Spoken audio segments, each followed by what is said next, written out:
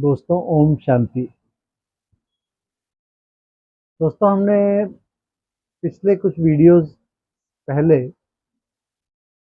रामायण महाभारत के कुछ पात्रों के बारे में बात की थी। उनके नाम और उसके नाम के क्या अर्थ हैं, उन पर बात की थी। तो मैंने सोचा इस बार क्यों ना हम रामायण के कुछ पात्रों के बारे में बात करें।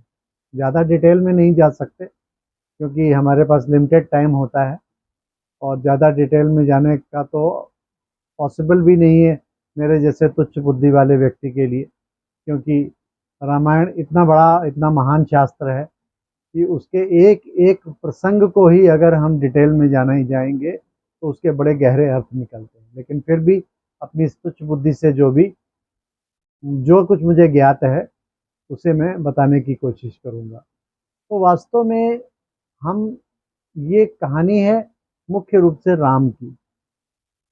तो ये राम वास्तव में शब्द बड़ा गहरा है। राम को हम सिर्फ दशरथ पुत्र राम के रूप में ही देखते हैं, उसी चरित्र के रूप में देखते हैं।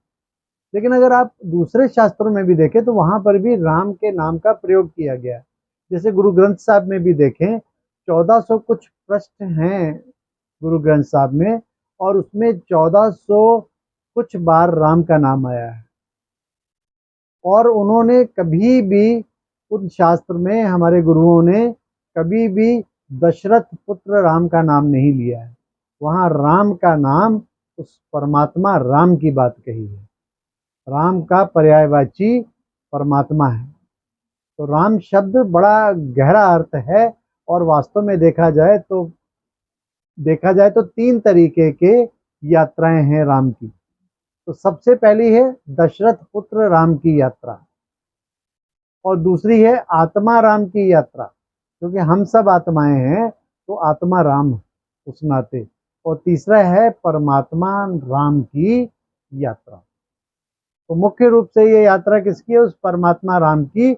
और उसको समझाने के लिए कहानी में दशरथ पुत्र राम के रूप में उसका निरूपण किया गया है। तो दोस्तों, अब जो इसके पात्र हैं, कोई भी पात्र का अर्थ जो है वो शास्त्रों में बिना मतलब के नहीं है। हर पात्र का कुछ ना कुछ अर्थ होता है। जैसे आप राम के पिता राजा दशरथ, दशरथ का अर्थ क्या है? दशरथ का अर्थ है जो दश रथ, यानी जो अपनी 10 इंद्रियों पर नियंत्रण रखे, उसे दशरथ कहते हैं। 10 इंद्रियां माना 5 स्थूल इंद्रियां और 5 ज्ञान इंद्रियां। तो जो इन 10 इंद्रियों पर नियंत्रण रखता है उसे दशरथ कहते हैं। तो इसीलिए दशरथ को बहुत ऊंचा राजा माना गया है, बहुत ऊंची स्थिति का राजा माना गया है, क्योंकि उसका 10 रथ, यानी वो रथ का क्या था? वो रथी था। उस पे उसका कंट्रोल था, कर्मेंद्रियों पे उसने विजय प्राप्त की थी। तो 5 स्थूल कर्मेंद्रियां और 5 ज्ञान इंद्रियां, इस पर उसने विजय प्राप्त की। और उसकी 3 रानियां थी। 3 रानियां माना ऐसा व्यक्ति जिसके 3 साथी हों। 3 रानियां माना 3 साथी। सबसे पहली कौशल्या। कौशल्या का अर्थ से ही आप समझ जाएंगे जो सर्व कुशलताओं से संपन्न हो, उसे कौशल्या कहेंगे। और दूसरी है कैकेयी। कैकेयी माना सर्व प्राप्तियों से जो संपन्न हो। आगे कैकेयी के कैरेक्टर में हम डिटेल में बात करने वाले हैं, क्योंकि कैकेयी के कैरेक्टर को सबसे ज्यादा रामायण में गालियां पड़ी हैं। सबसे ज्यादा कैकेयी को ये बदनाम कैरेक्टर है। तो हम कैकेयी के बारे में बात करने वाले हैं अभी। और तीसरी रानी जो है वो है सुमित्रा। सुमित्रा माना सर्व प्रति शुभ भावनाओं की प्रतिमूर्ति, यानी सबके प्रति जो शुभ भावना रखे वो सुमित्रा। यानी कि जो इंद्रियों को वश में कर ले, उसे ये 3 प्राप्तियां हो जाती है। यानी कि दशरथ ने जैसे अपनी सर्व कर्मेंद्रियों को अपने वश में किया, उसे 3 प्राप्तियां किस रूप में हो गई? कुशलता भी आ गई, सर्व प्राप्तियों से संपन्न भी हो गया और सबके प्रति शुभ भावना भी आ गई। तो ये तीनों को रानी के रूप में दर्शाया गया है। इसी प्रकार सर्व प्राप्तियों में दशरथ के 4 बेटे हुए।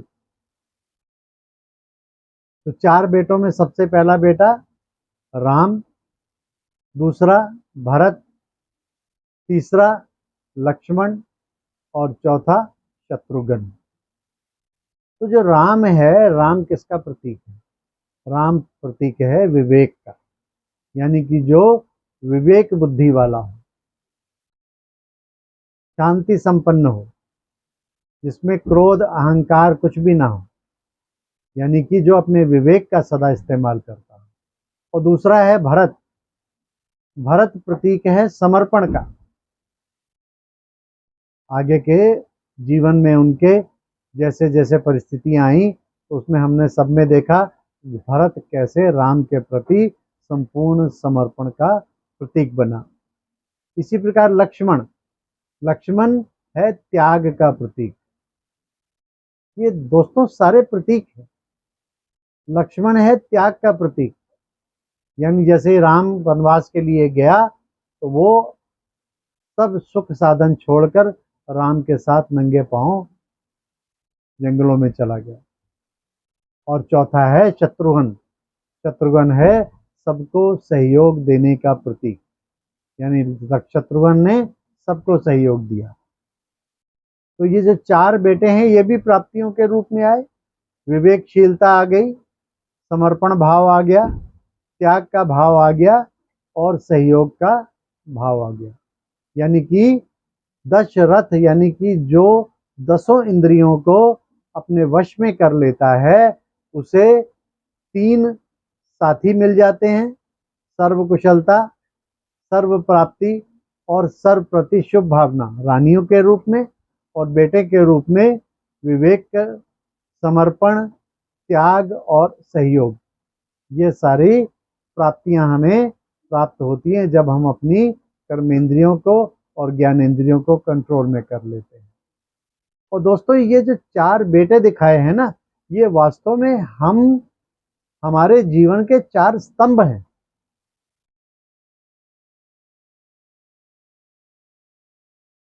ज्ञान मार्ग में कहा जाता है या अध्यात्म में कहा जाता है कि हमारे जीवन के 4 स्तंभ होते हैं: ज्ञान, योग, धारणा और सेवा।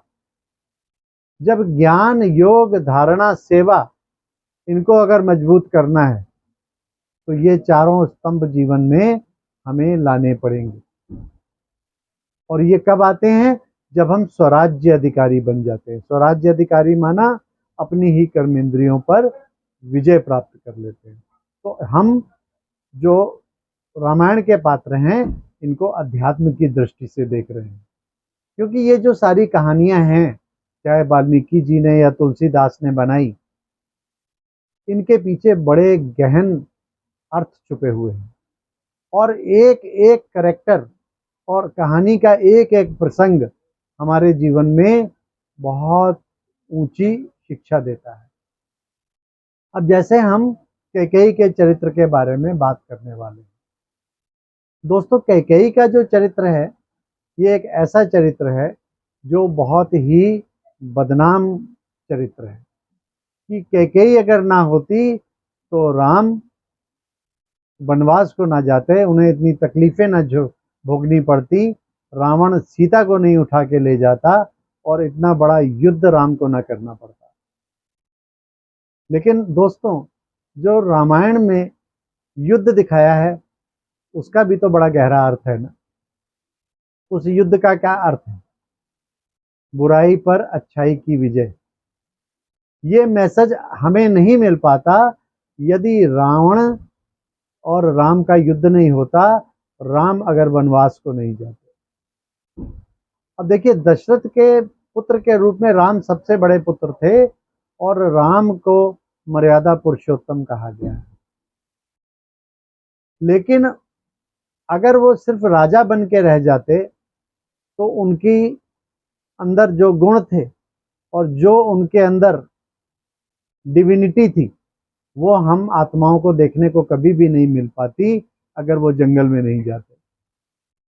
कैकेयी दशरथ की तीनों रानियों में सबसे ज्यादा इंटेलिजेंट ब्रिलियंट रानी थी, सर्व प्राप्तियों से संपन्न। दशरथ भी उसे सबसे ज्यादा चाहता था, इसीलिए उसने 2 वरदान उसे कहा था कि कभी भी मांग लेना, लेकिन वो चूंकि सर्व प्राप्तियों से संपन्न थी, कैकेयी ने कहा नहीं, मुझे कोई वरदान अभी नहीं मांगना है, जब जरूरत पड़ेगी मैं मांग लूंगी। और उसने कोई वरदान नहीं मांगा था। लेकिन कहा जाता है ना, जितना भी तीव्र से तीव्र बुद्धि वाला और जितना भी समझदार व्यक्ति हो, संग का रंग जब लगता है तो अच्छी से अच्छे व्यक्ति की बुद्धि भी भ्रष्ट हो जाती है। मंथरा के कैरेक्टर को अगर हम देखें तो मंथरा का कैरेक्टर किसका प्रतीक है? कुसंग का प्रतीक है। जब मंथरा कैकेयी को बार बार एक ही बात समझाती रही, पढ़ाती रही कि अगर राम को राज्य मिल गया, उसका राज्याभिषेक हो गया, तो तुझे कुछ नहीं मिलेगा, तेरा भरत क्या करेगा? तू अगर भरत को राजा बनाना चाहती है तो राम को तुझे वनवास पे भेजना होगा। कैकेयी जानती थी कि राम कोई साधारण व्यक्ति नहीं है, वो राम को भरत से भी ज्यादा प्यार करती थी, लेकिन वो जानती थी कि भरत कोई साधारण मनुष्य नहीं है।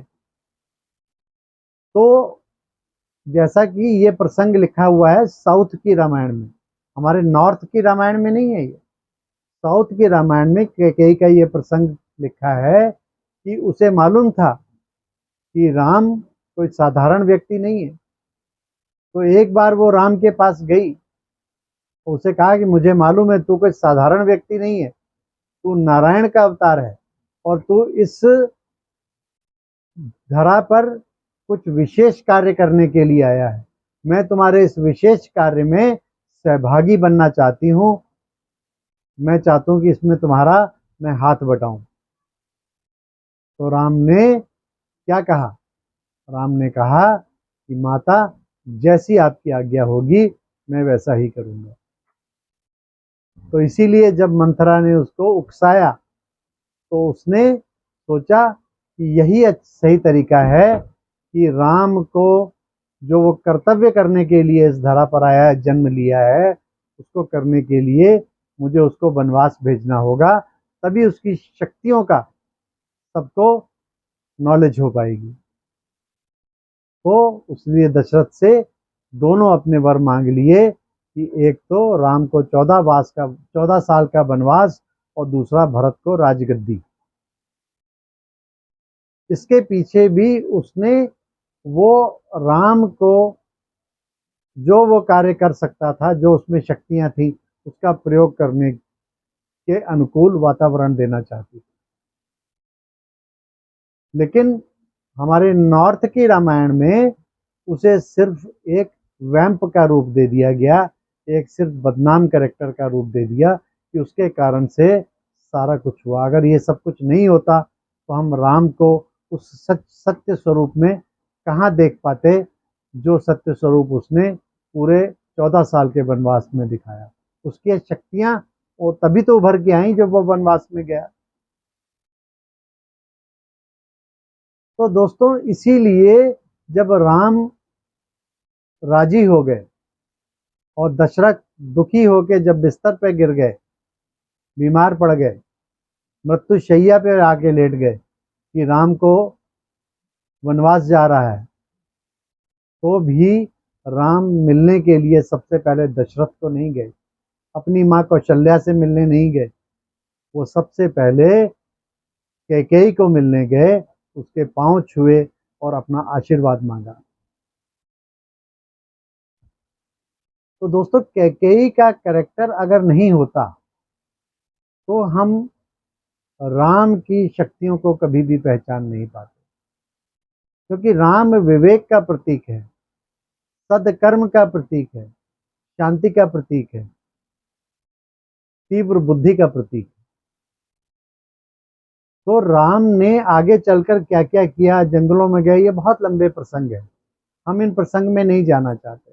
मेरा तो पर्पस था कि आपको बताना कि जो ये कैरेक्टर्स हैं, इन कैरेक्टर्स को सिर्फ मुझे डिफाइन करना था कि ये सब कैरेक्टर्स हैं, इनका अर्थ क्या है। और कैकेयी के बारे में थोड़ा बताना चाहता कि कैकेयी अगर नहीं होती तो शायद कभी भी रामायण के हम इतना रामायण को समझ नहीं पाते, और रामायण कभी भी अपने इस स्वरूप में दिखाई नहीं देती, और राम ने कैसे रावण पर विजय प्राप्त की। क्योंकि रावण क्या है? रावण बुराई का प्रतीक है। बुराई का प्रतीक है ना, 5 विकारों का प्रतीक है। 5 विकारों को ही रावण कहा जाता है, और रावण कहीं बाहर नहीं है, ये रावण हम सबके भीतर बैठा है। क्योंकि ये 5 विकार हम सबके भीतर प्रवेश कर गए हैं। ये रावण सतयुग में क्यों नहीं था, त्रेता के अंत में ही क्यों आया? तो दोस्तों, ये रावण तब आता है जब हम बुराइयों रूपी सांपों को अपने गले में डाल लेते हैं। तो रावण वास्तव में हम सबके भीतर है, इसीलिए हम हर साल रावण को जलाते हैं, लेकिन वो और बड़ा होता चला जाता है। क्योंकि कलयुग का समय है, अभी विकार अपनी चरम सीमा पर आएंगे, और जब तक चरम सीमा पर विकार नहीं आते तब तक हम सदा ऐसे ही रावण को जलाते रहेंगे। और राम, हमें सबको राम बनना है, क्योंकि अभी हम सीताएं हैं, रावण की कैद में पड़ी हुई हैं, लेकिन हम सबको राम बनना है और सारी सीताओं को रावण की कैद से छुड़ाना है। सीता मतलब अपने अंदर की शुद्ध भावना और अपने अंदर की अच्छाइयों को बाहर निकालना, और विकारों रूपी रावण पर विजय प्राप्त करना। इसके लिए हम सबको एक राम की जरूरत है, और वो राम है वो निराकार परम पिता परमात्मा। हम अगर उसको अपना साथी बना लें, अगर हम उससे कनेक्शन कर लें, उससे संबंध बना लें, तो वो राम हमें रावण की जो शोक वाटिका है, उस शोक वाटिका से निकालकर अशोक वाटिका में ले आएगा। अच्छा दोस्तों, ओम शांति।